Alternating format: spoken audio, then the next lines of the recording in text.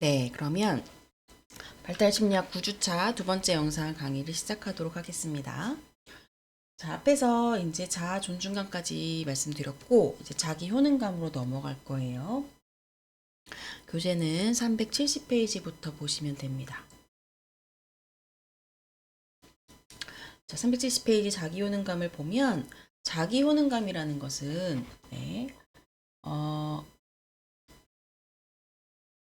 자신이 스스로 상황을 극복할 수 있고, 자신에게 주어진 과제를 내가 성공적으로 수행할 수 있어 라는 신념이나 기대예요.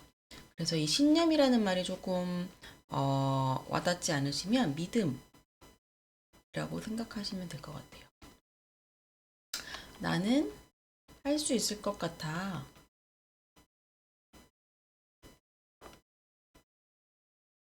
이렇게 믿는 거. 이게 자기 효능감입니다. 그래서 뭐 우리가 모든 걸 다 할 수 있을 것 같아라고 생각하진 않죠. 내가 만약에 수학을 좀 잘한다. 그러면 나는 수학 문제를 딱 접했을 때 뭔가 나 이거 할 수 있을 것 같아. 이렇게 생각할 수 있는데 내가 별로 이 수학을 자신감이 없는 경우에는 수학에 대한 자신감이 없으면 수학 문제를 딱 접했을 때 나 이거 못할 것 같은데 이렇게 생각을 할 수가 있단 말이에요. 그래서 이 자기효능감이라는 것은 어떤 과제를 내가 이제 맞닥뜨렸을 때 내가 할 수 있을 것 같아, 할 수 없을 것 같아 이렇게 생각을 하는 건데 그래서 이 자기 효능감이라는 것은 아동기 때 증가를 하게 되고요. 높은 자기 효능감은 긍정적인 자아 개념을 촉진을 하게 됩니다. 그리고 내가 할 수 있을 것 같다라고 믿어야지 어떤 과제를 하는 노력을 계속 하겠죠. 이거 내가 해봤자 못할 것 같아. 해봤자 안 될 것 같아. 나는 못할 거야. 이렇게 믿는 사람들은 이 노력을 점점 안 하게 됩니다.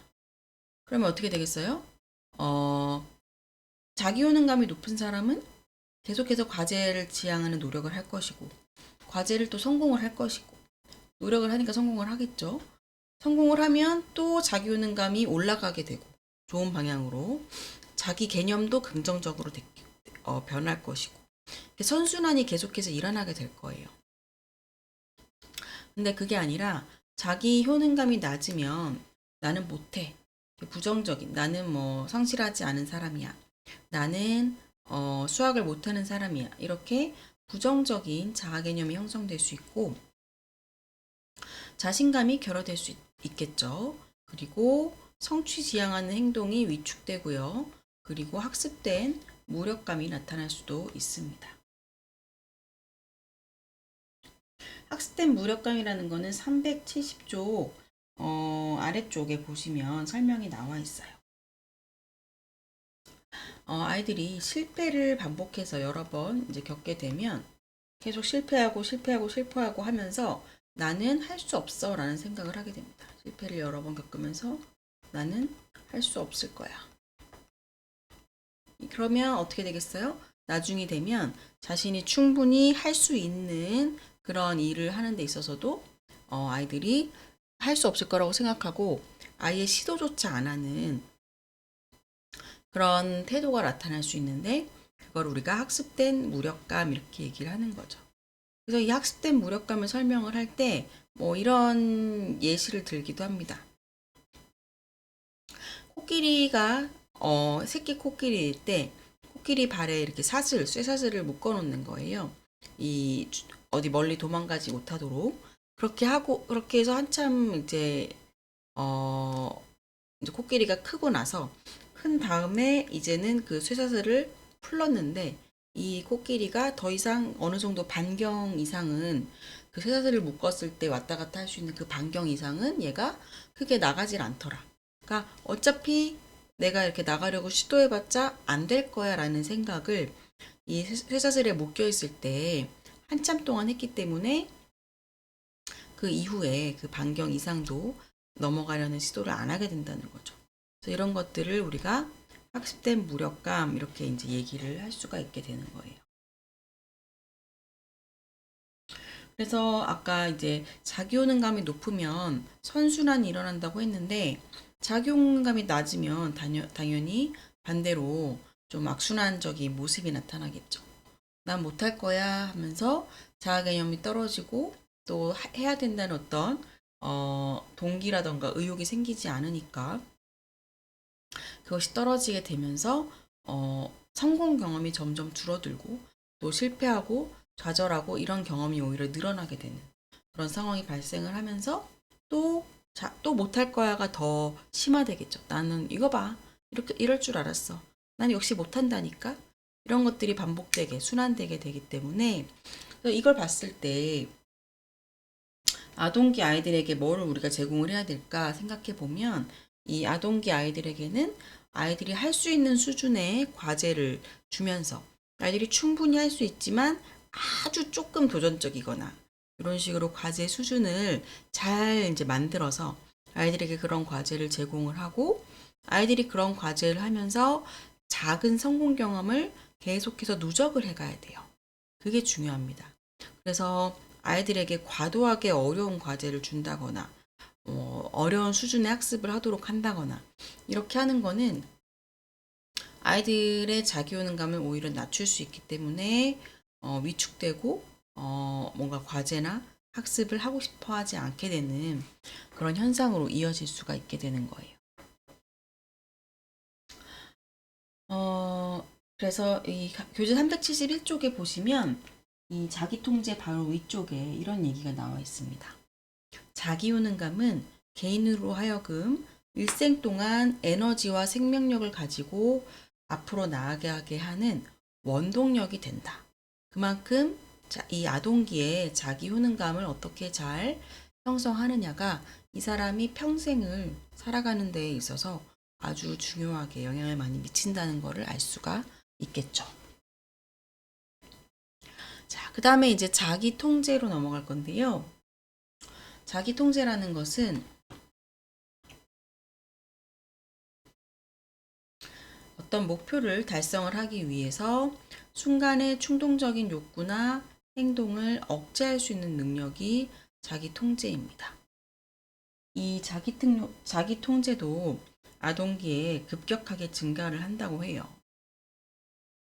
이 자기 통제도 자기 효능감과 마찬가지로 평생에 이 사람이 어떻게 살아가는지에 대해서 엄청 크게 영향을 줄 수가 있어요. 근데 이게 얘도 그렇고 3번도 그렇고 2, 4번 자기 통제도 그렇고 아동기에 급격하게 증가를 하잖아요. 그러니까 이 시기에 자기 효능감과 자기 통제를 잘 형성할 수 있도록 도와주는 게 사실 매우 중요한 아동기에 이제 필요한 과업이라고 볼 수가 있습니다. 저희 자기 통제 능력이라는 것은 유혹에 저항하는 것, 만족을 지연하는 것, 충동을 억제하는 것, 이렇게 세 가지 능력으로 구성이 되어 있는데, 여러분이 마시멜로 실험 아시죠? 마시멜로. 아이들에게 접시에다가 마시멜로를 하나 이렇게 주는 거예요. 그래서 너 이거를 엄마가 아니면 선생님이 잠깐 밖에 나갔다 올 건데 그동안 이거를 안 먹고 참으면 마시멜로를 하나 더 줄게. 근데 그게 아니라 너가 이거를 먹어버리면 마시멜로를 더 주지는 않을 거야. 이렇게 했을 때 아이들이 이 마시멜로를 먹고 싶은 유혹에 저항을 해야 되겠죠. 그리고 내가 좀 기다리면 내 만족을 지연하면 더 큰 만족이 올 거잖아요. 보상이. 그래서 만족을 지연하는 능력. 그리고 자신의 충동. 나 그냥 먹어버릴 거야. 이 충동을 억제하는 이 세 가지 능력이 있어야 이 마시멜로 실험에서 마시멜로를 먹지 않고 기다렸다가 더 큰 보상, 하나 더 주는 보상을 이제 맛볼 수가 있는 건데요. 그래서 이런 자기 통제 능력이 잘 발달되면 성인이 됐을 때도 어떤 자신이 해야 될 역할이나 의무에 있어서 잘 해낼 수 있기 때문에 자기 통제는 성공과 관련해서도 매우 중요한 특성이 될 수 있어요. 그래서 이 자기 통제를 잘 배우지 못하면 다른 사람의 권리를 침해하거나 규칙을 위반할 수 있고요. 자꾸 다른 사람들이랑 갈등을 빚을 수 있습니다. 우리가 다른 사람이랑 어떤 관계를 맺다 보면 되게 불편하고 힘든 상황들이 생기는데 그때 내 충동을 어느 정도 억제하면서 관계를 잘 유지하려는 노력도 해야 되는데 자기 통제가 잘 안 되면 충동적으로 자기 감정대로 행동을 하게 되면서 인간관계에 더 안 좋은 영향을 주게 되는 거죠. 그리고 장기적인 목표 달성을 위해서는 우리가 충분한 인내심이 필요한데 그런 인내심을 갖지 못하게 됩니다. 그래서 자기 통제와 관련한 두 가지 가정이 있는데 첫 번째로는 아동들이 부모에 의해서 외부의 감독, 외적인 감독을 통해서 처음에는 통제를 받게 돼요. 근데 이제 아이들이 나이가 들어가면서 연령이 증가하면 스스로 자기 통제 가치를 강조하는 규준을 스스로 채택을 하게 되고요.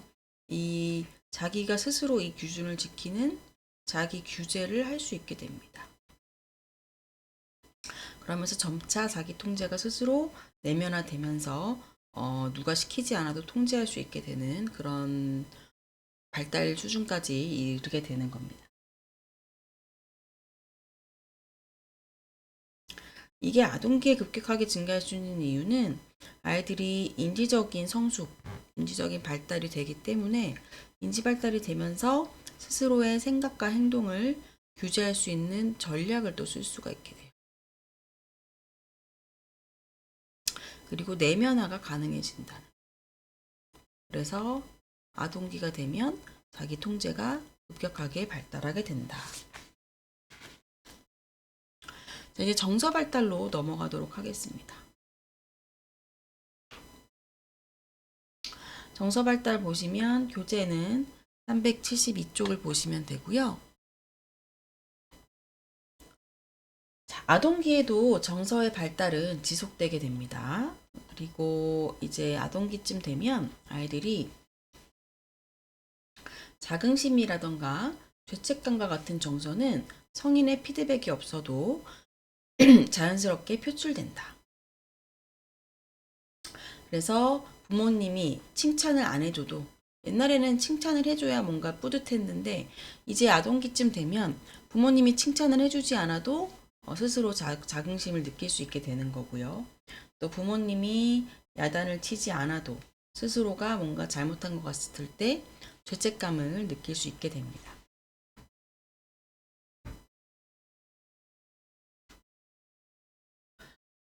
교재를 보시면 372쪽에 연구가 나와 있어요. 그래서 여기서 어떤 연구냐?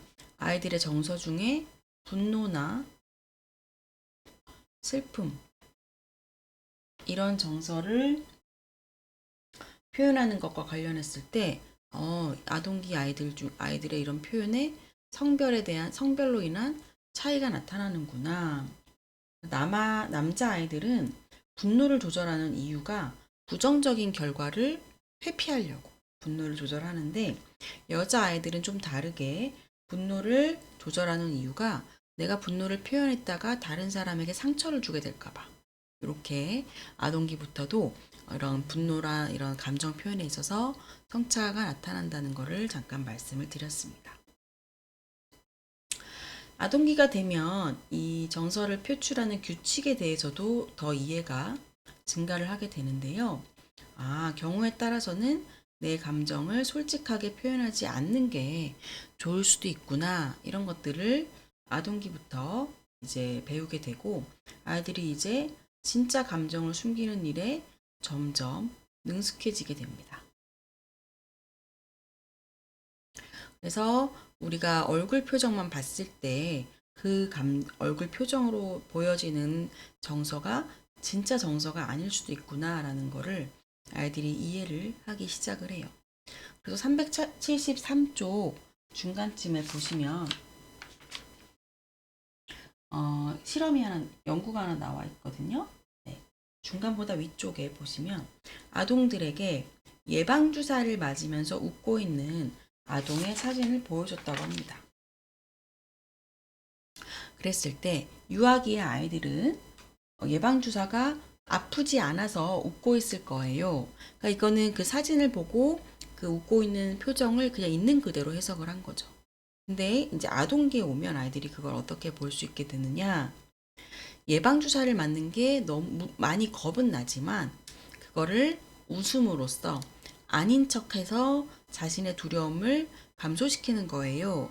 아이들이 이렇게 실제 표정하고 실제 정서하고 다를 수 있다는 거를 아동기가 되면 이제 그렇게 생각을 할 수 있게 될 만큼 발달이 일어나게 됩니다. 그리고 또 아동기 때는 우리가 한 가지 이상의 정서를 경험할 수 있구나. 똑같은 어떤 상황이나 어떤 대상에 대해서 하나의 정서만이 아니라 여러 가지 정서를 경험하는 그런 복합적인 경험을 할 수 있다는 거에 대해서도 이해를 할 수 있게 됩니다. 그래서 이 정서는 동시에 긍정적인 정서를 느낄 수도 있고 아니면 동시에 부정적일 수도 있고 긍정적인 정서와 부정적인 정서를 같이 느낄 수도 있고요. 그리고 강도가 다를 수도 있고 이런 여러 가지 것들에 대해서 이해를 더 많이 이해를 하게 될 수가 있어요. 373쪽 아래쪽에 보시면 부모와의 관계에서 부모하고 아이하고 아동의 자기조절 능력에 부모의 정서 표현성이 어떠한 영향을 미치는가를 살펴봤을 때 남자아이들은 아버지의 긍정적인 정서 표현이 아이의 자기조절 능력과 정적 상관이 있었고 여자아이들은 어머니의 긍정적인 정서 표현이 아이의 자기조절 능력과 정적 상관이 있었다고 합니다. 그런 걸 봤을 때는 이 아동기 아이들의 어떤 정서, 자기 조절 이 부분에 대해서는 동성인 부모님의 영향이 더 크구나. 그래서 동성인 부모님이 긍정적으로 정서를 표현하는 것이 아이의 자기 조절에 긍정적인 영향을 줄 수 있구나. 이런 연구를 통해서 우리가 이걸 이해할 수 있을 것 같습니다.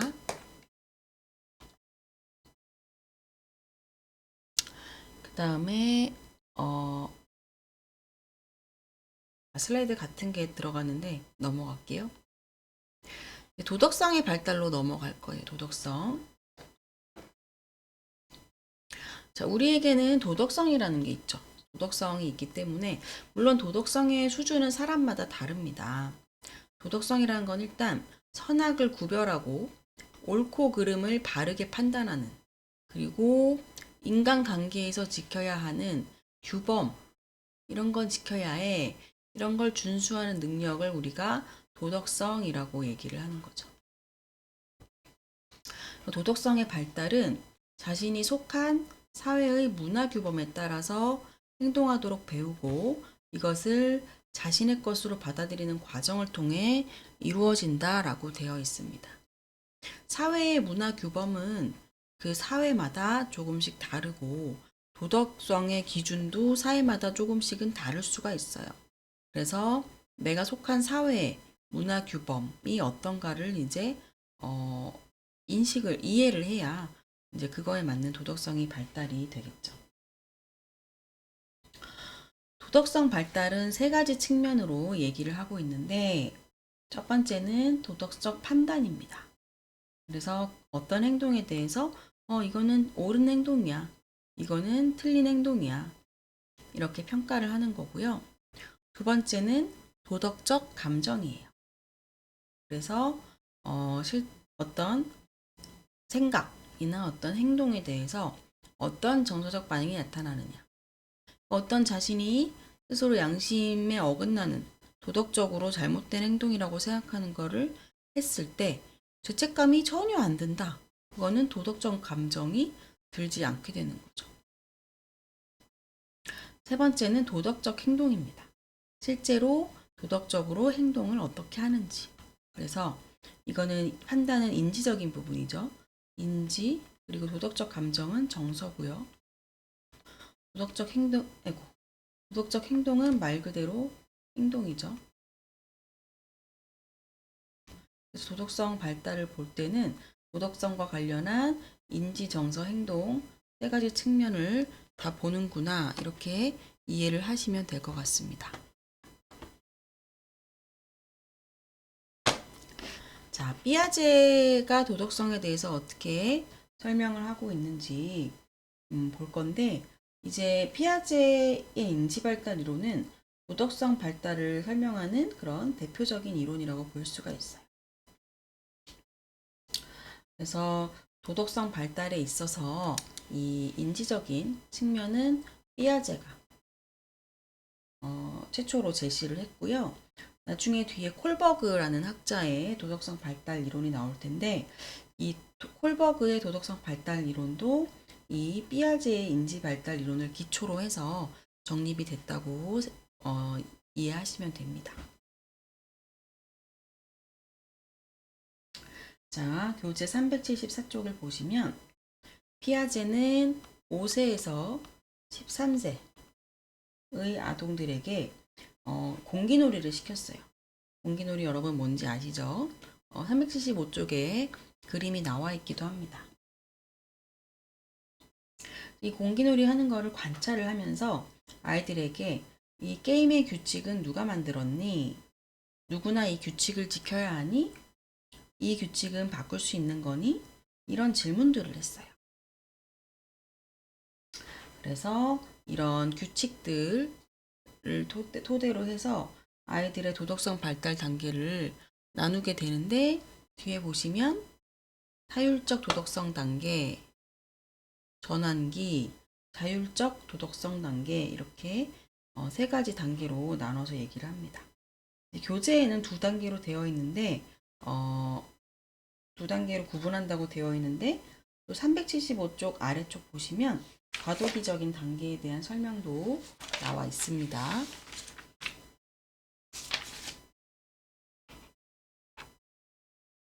그리고 또 이런 아이들에게 이런 이야기를 들려주면서 아동에게 어떤 아동이 더 나쁘니 이런 식으로 그런 판단하는 그런 과제를 내줌으로써 아이들의 도덕성을 평가를 하기도 했어요. 내용을 보시면 이야기 A와 B가 있는데 이야기 A는 존이라는 아이가 방에 있는데 저녁 먹으라는 소리를 듣고 존이 부엌으로 갔습니다. 문 뒤에 의자가 있었고 의자 위에는 컵이 15개나 놓여있는 쟁반이 있었어요. 존은 문 뒤에 이런 게 있을 거를 생각을 못했어요. 그래서 문을 그냥 확 열고 들어갔는데 문이 쟁반에 부딪히면서 컵 15개가 와장창 깨졌습니다. 이야기 B는 헨리라는 아이가 있었는데 어머니가 외출하고 없던 날에 헨리는 찬장에서 잼을 꺼내려고 했습니다. 헨리는 의자를 놓고 올라가서 손을 뻗어 보았지만 잼이 너무 높은 데 있었던 거예요. 그래서 손이 안 닿았는데 어쨌든 너무 먹고 싶어서 잼을 꺼내려고 애를 쓰다가 컵 하나를 넘어뜨려서 그 컵이 바닥에 떨어져서 깨졌습니다. 이야기 A에서는 헨리가 의도하지 않았지만 컵이 깨졌고 물론 이야기 B에서도 헨리가 컵을 깨려고 의도한 건 아니에요. 그렇긴 하지만 엄마 모르게 뭔가 엄마가 먹지 말라고 올려놓은 잼을 꺼내려고 하다가 컵을 한 개를 깼어요. 깨진 개수 너무 차이 나죠. A에서는 컵이 15개 깨졌고 B에서는 하나가 깨졌는데 여러분은 이야기 A와 B에 있어서 누가 더 나빴다고 생각을 하세요? 존이 더 나빴을까요? 헨리가 더 나빴을까요? 아이들에게 이런 이제 이야기를 들려주고 질문을 던지면서 아이들의 도덕성을 판단을 하는 도덕성의 단계를 판단하는 그런 이제 연구를 한 거죠. 자, 그러면 관련해서 내용을 쭉 볼 건데, 피아제에서는 아까 말씀드린 대로 타율적 도덕성 단계, 전환기, 자율적 도덕성 단계로 나눈다고 했고요. 각각의 단계에 대해서는 다음 영상에서 좀 더 자세히 설명을 드리도록 하겠습니다.